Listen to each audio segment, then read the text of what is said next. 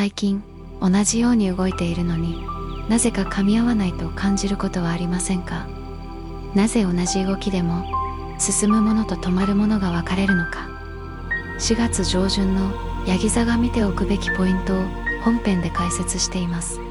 そして今回は焚き火の映像と 432Hz の音でその流れを感覚のレベルでも整えていきます。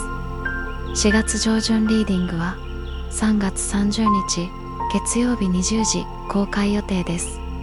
見逃さないようチャンネル登録をしてお待ちください。